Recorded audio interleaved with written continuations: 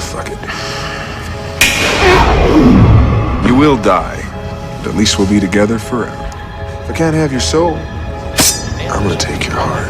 It just wasn't for us, and I ain't sorry. Bougie with the street, I got the peace on me. Go hard for the block, you gon' need an army. So many balls with shots, we gon' do a party. It just wasn't for us, and I ain't sorry. Bougie with the street, I got the peace on me. Go hard for the block, you gon' need an army. So many balls with shots, we gon' do a party. A GYY squealing, you sound weird, dog. Where's your courage? You cowardly or scared, dog?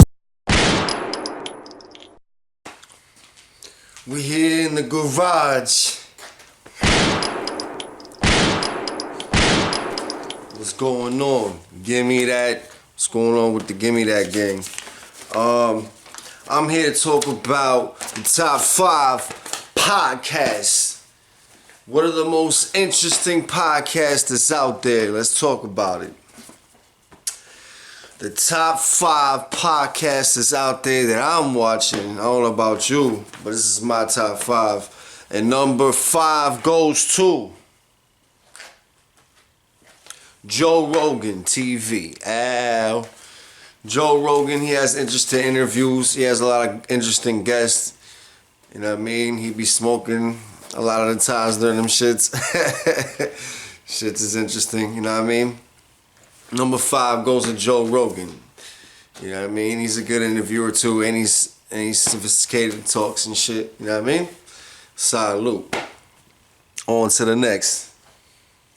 Number 4, which is Joe Budden TV.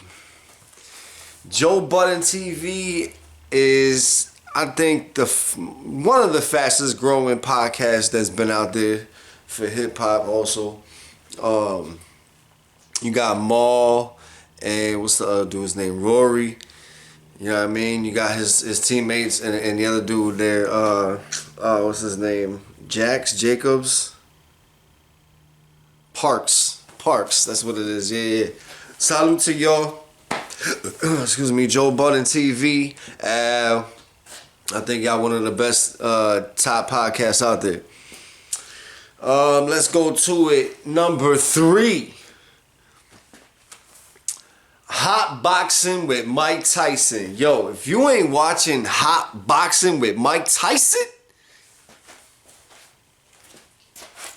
I'm done with you. Fucking done with you. Real shit though. Yo, like, he is funny as hell. Mike Tyson is funny as hell. And there was an episode, actually Joe Budden and his crew, Rory and what's his name, Maul, they went on Hot Boxing with Mike Tyson's podcast. And yo, that was a really good fucking episode. Like, I would recommend that shit to anybody, because Mike Tyson says some deep, like, he says some real shit, like some real deep shit. Like, you know what I mean? Like, I ain't gonna drop links and all that, you know what I'm saying? You just go type it in, you know what I mean? Hot Boxing with Mike. Less work I gotta do. You know what I mean? I ain't getting paid for this shit. YouTube ain't sending me no fucking checks. If they was, I would go harder with my blogs and go harder with my content, but right now you getting, like I said, 30% of me. But Hot Boxing with Mike, that's just interesting, man. Mike Tyson be saying some deep and real shit, and it's interesting seeing it from his perspective, because you gotta remember, this man he been like all around the world, did a lot of things, been through a lot of shit, a lot of trouble, you know what I mean, law-wise and other shit. So yeah, man, that's a definitely go watch, and that is definitely number 3. Let's go on to the next, number 2.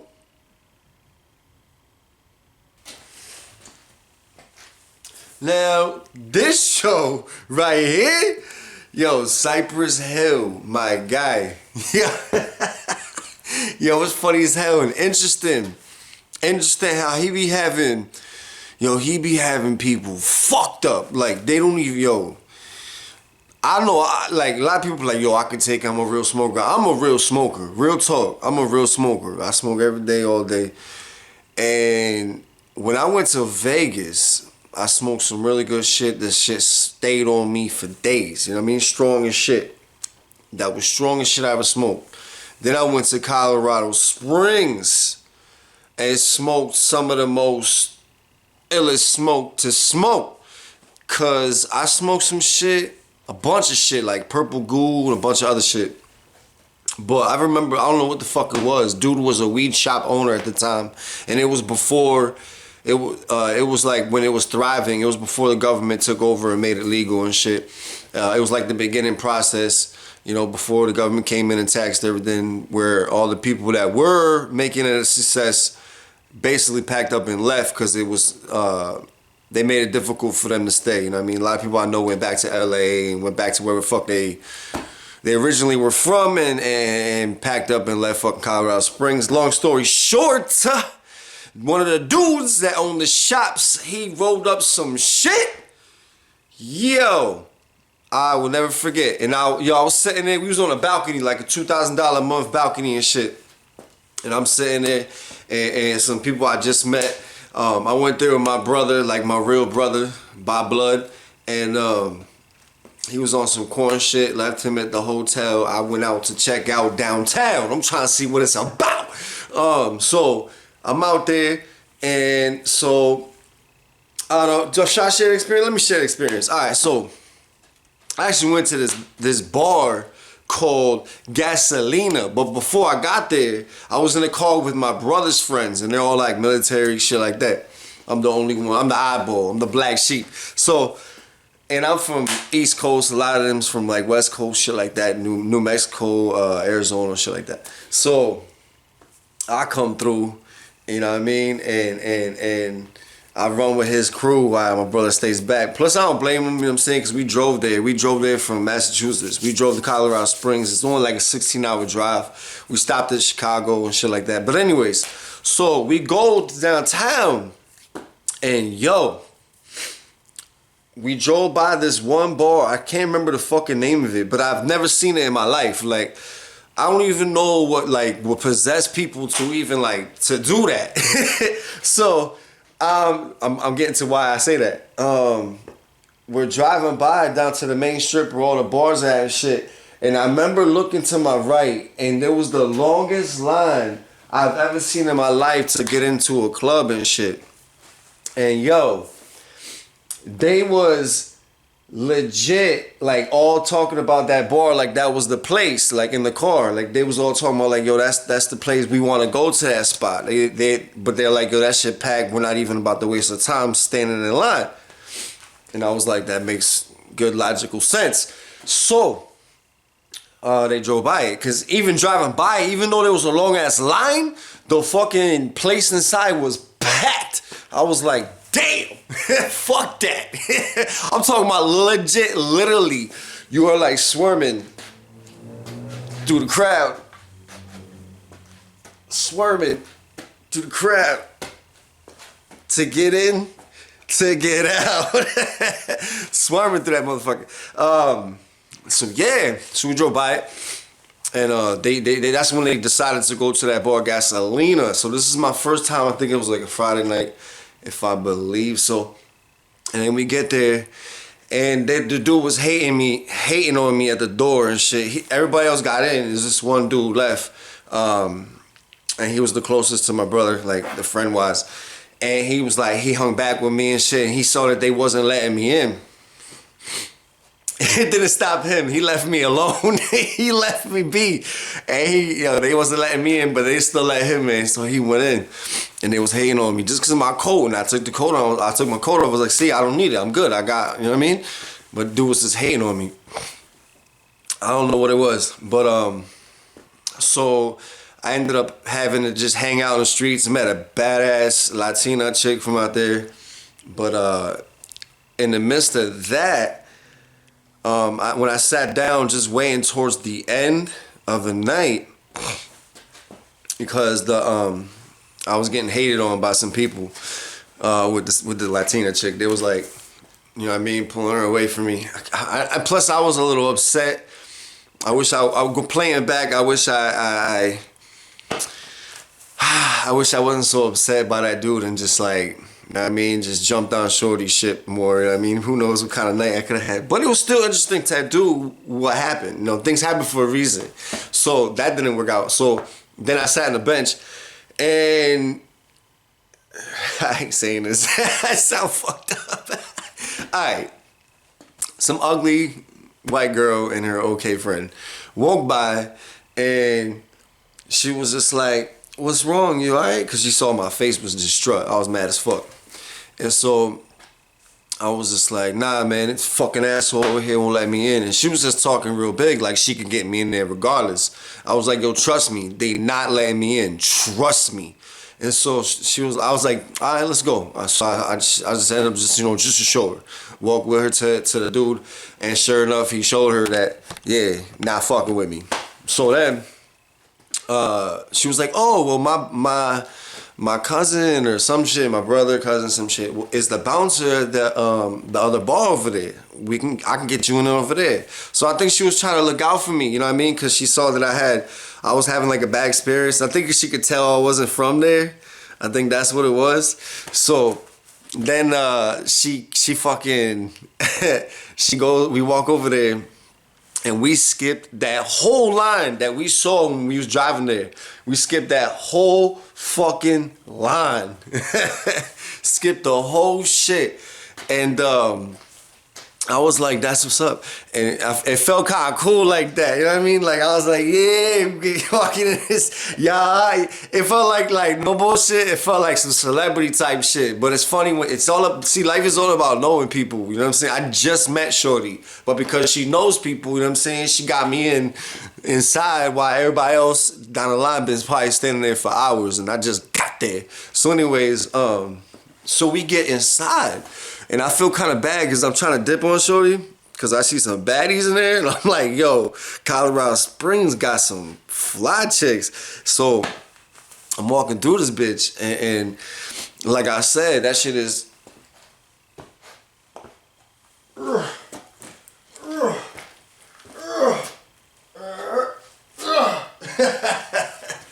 Shit is crazy. You got squirming shit, you know, it's just, it's tight spots.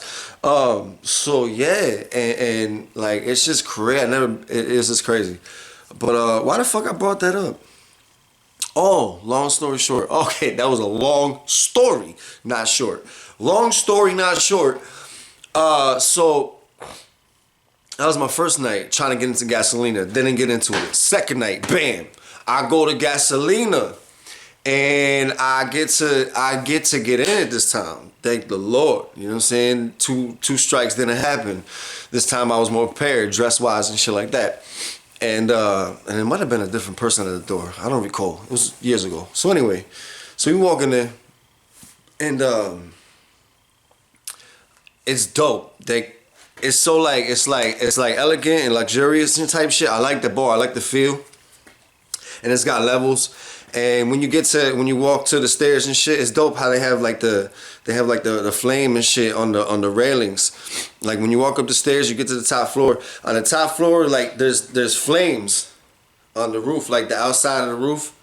Like there's literally flames. It's so dope. Even in the entrance where they have the round tables, in the middle of the round tables, there's flames.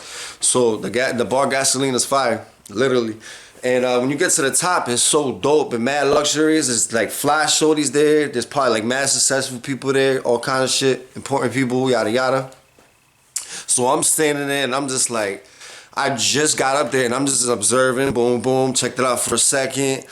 And I was kind of like on my way to like go hang out with my brother's peoples because I was hanging by myself, hanging back a little bit, trying to like observe the scenery and shit, you know what I'm saying? Trying to see what's good, what's more my flavor, and so I can get a bite to eat. So I'm just like, I'm standing there, and the next thing you know, a badass Asian shorty walked by me, and that's when I met her. And I ended up just going with her the night, dancing, yada yada, go back to her spot. Her spot is where the $2,000 a month loft is at. And that's where I met dude who owned his own weed shop and pulled out the weed, and so I'm standing there back to the loft where I'm standing there, and I'm the shorty I'm trying to smash, And the dude I just met, and the dude who people were making connections with, he came through, who owned his own weed shop, came through and rolled his own shit, came through. So before anybody even smoked anything or lit anything, this one dude lit the first one. It was the Purple Goo, I think, or some other shit. I don't remember what it was. It was just some strong shit. And no bullshit, like I'm thinking like it's gonna be nothing, right? Like I smoke weed every day, all day. You know what I'm saying? It's nothing, yo. So I'm standing there, and never in my life. And let me add this: when it comes to weed, I do not get that high when you roll papers. Like it has to be Dutchess. Like I need that material, I need that smoke, I need to feel that smoke to really embrace the high. And papers for some reason just doesn't do it to me. I don't know why. I just feel like it just goes away all in one hit, and the high's quick, and it's just like it doesn't do it. Papers don't do it. No matter what you put in it, you could put the strongest shit, dro, all kind of shit, and that's what I thought. Until I went to fucking Colorado Springs and smoked this shit, yo. So I'm sitting there and I smoked the first hit, and I'm thinking like it's gonna be nothing, right? They're telling me, yo, they're like, yo, don't hit that shit hard. They're like, don't hit that shit hard. They're like, hit that shit light. Hit that shit light. I ain't listen. I was like, man, you know, cause the ego. So I'm like, y'all took the biggest fucking hit. Yo, it was a no-no. It was a fucking no-no. I should have never did that. Cause when I did that shit, oh my God, like I was fucking, I don't know what happened. Cause I took that hit.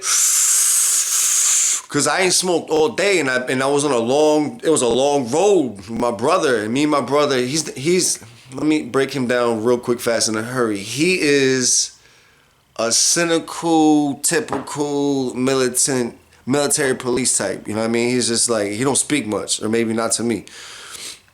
Which, you know what I mean, me and my brother, we don't got much history. So this was like our first time kind of like bonding, or I think it was his attempt. So we was, yo, back to, I'm smoking it, right? That first hit. And I held it in. And when I blew it out, no bullshit, the first fucking hit already had me. Like I was tripping, drunk, and high at the same time. I was like, yo, what the fuck? High as shit. And I didn't want to look weak around everybody. So I was like, fuck that, I'm hitting this shit. Few more times, hit it 2 more times. I got super high. I'm like dumb lit, passing it to the dude next to me. As I pass it to the dude next to me, I'm just like, yo, do I want it? I'm literally contemplating, do I want to hit this shit anymore? Yo, never has that ever happened to me, because I'm a type of person, I smoke it till that shit is clipped. You know what I'm saying? So that shit is a little fucking cockroach. You know what I'm saying? And like my pride was like, nah, you gonna smoke that shit till it's a roach. But my other side, the other part of me was like, yo, I don't know if you can handle that shit. I don't know. That shit's kind of tough. Basically, what I'm saying is, my strongest weed was out there in Colorado Springs. So I can only imagine what somebody like Cypress Hill is smoking. He probably got that really good shit, and people all around the world trying to prove that their shit's the best. You know what I'm saying? Sending him shit, and then he's able to configure which one, you know what I mean? Because he's getting all these samples and shit. He's checking all these different venues and peoples. So he's able to distinguish, like, okay, this shit's the fires. So once he gets a hold of the fires, it's like, all right, this is the beholder of the fires. Now he's shedding light and attention to the person who holds the fires. Now everybody's like, all right, now we need to figure out what this fucking person's doing so we can compete with that level. And now everybody trying to compete at that level. Now everybody's at that level. Now somebody got to reach the next fucking level. And then he probably cops from that motherfucker. So yeah, Cypress Hill, he be smoking some deep shit, and he be fucking people up. Speaking of Joe Rogan, he was on the show, and he said that Cypress Hill smoked him into a fucking coma. So that is number 2. Let's get down, let's get down, let's get down. Let's get down, let's get down, let's get down. I don't know what I'm talking about. All right. Yeah. I'm just trying to create some drama for number 1. And it's advice for your baby mama. Number 1 gun. $1 million worth of game, motherfucker. Oh, number 1. $1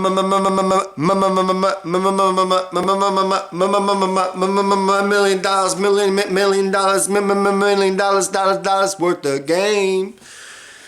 Yeah, I'm probably overdoing it. I'm losing fucking breath. That's what happens with smokers. So anyways, $1 million worth of game. Gilly the King, Wallow, and Dev the Nasty One. Devin Rodman. Devin Rodman, the nasty one. Yo, I love watching these two, man. Their chemistry, because they're cousins and they got history, but to see them so comfortable in the element, and Gilly's kind of like the original, like the origin of, cause he did it a long time ago. Him and his girl, like I remember him being in a car and in his house and him giving people free game, you know what I'm saying, relationship wise and also all this shit. And a lot of people was copying those steps. And as life goes, people do that. So, $1 million worth of game. If you ain't watching that, I don't know what the fuck you doing, because that shit is the most entertaining. These two are some of the funniest. Wallow is like, Wallow is too funny, and he's very intuitive. I fuck with him. I like that. I really do. Like, I think they are like the perfect duo. Like, I'm striving for them, and I'm hoping for them to be like, to reach to like the tippy top. Like, I honestly think y'all are smoking Breakfast Club. Y'all are smoking, if anybody even still watches Breakfast Club. I think the only time people watch them or listen to them is when somebody really famous that they like is on there. Other than that, I don't think people really, I mean, if people do, whatever, cool, everybody got subscribers. But I think $1 million worth of game is way better. Like, they're funny. And they even Wallow even gives up mad love and attention to his sponsors. Like, he doesn't do it like, you know, plain and drained out. He always brings some entertainment to it. Even though sometimes he gotta get rid of that bear shit. Like, that bear shit, okay, you did that, be done with that. You did it already, think of something else. Change it every time, innovative, like you've been doing. But yeah, they killing it. And Gilly the King is just so funny. Yo, when he's dancing, when he's doing the fucking, he throws up, he's like,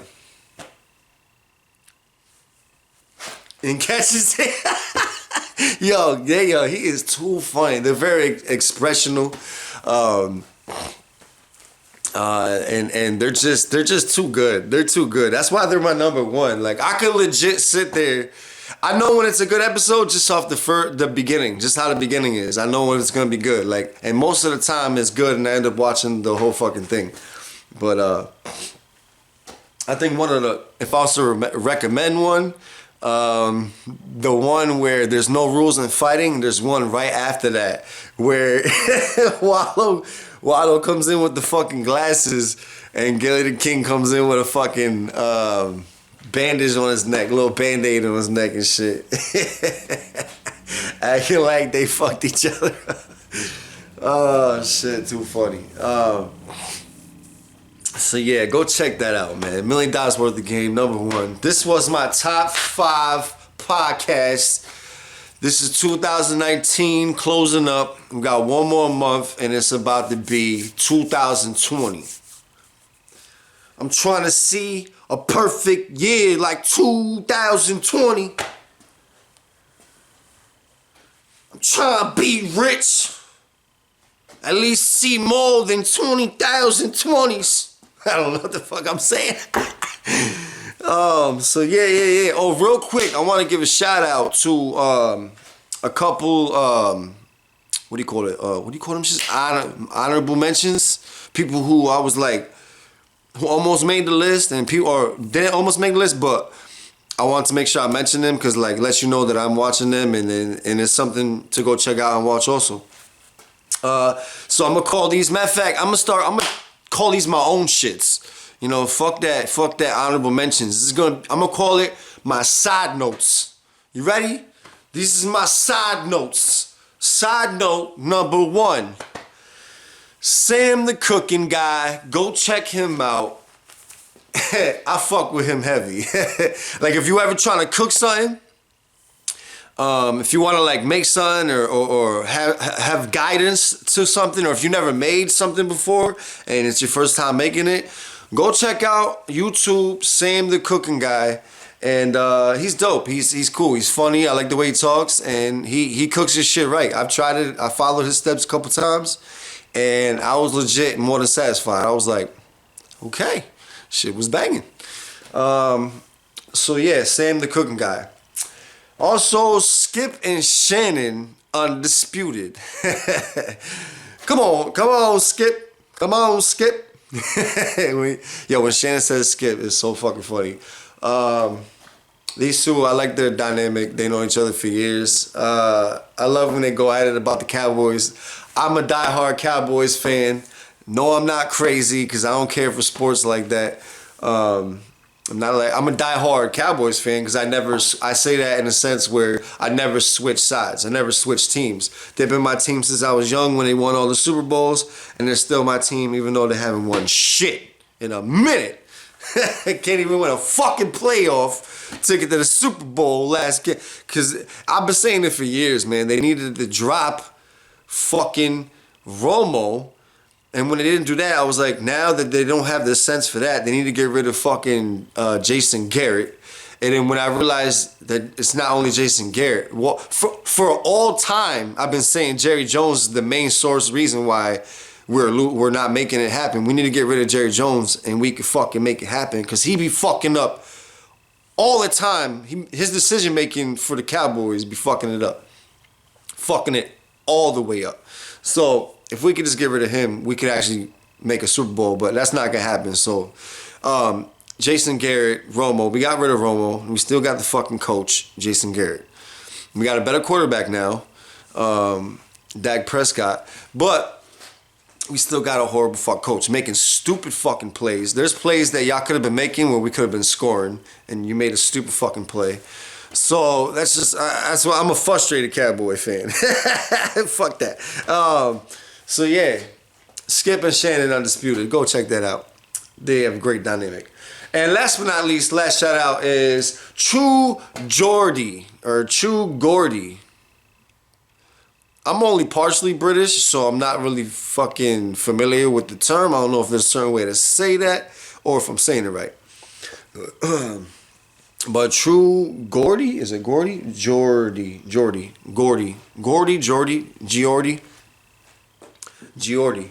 True Geordie. Or True Georgie. Whatever the fuck that is. Go check his channel. This guy, I like him. When I first discovered him, it was during the Conor McGregor era. That's when I came across him, and I fuck with him. I like him because he's funny. And I like the way he talks, and I like his perspective. And he comes from like an unbiased review, and if he is biased, like he'll admit it. So I like people like that who are in tune with themselves. And he seems like a really cool dude. He seems like a real cool fella. When I thought he was only doing UFC and shit like that, and then as time goes by, he's actually covering other things. You know, he covers like fighting sports, but he covers other things. He recently covered the KSI and the Paul Logan fight and all that. I like him. He's funny. Go check him out. And that's it. That completes it. Good looking out. Don't get tooken out. Happy holidays. God bless. Chequiamo. Keanu. Niggas like me is extinct. There's only like a few of us left. You feel what I'm saying? And most of the few that's left, they bones in the museum, nigga. You niggas polyester, nigga. I'm Egyptian cotton, nigga.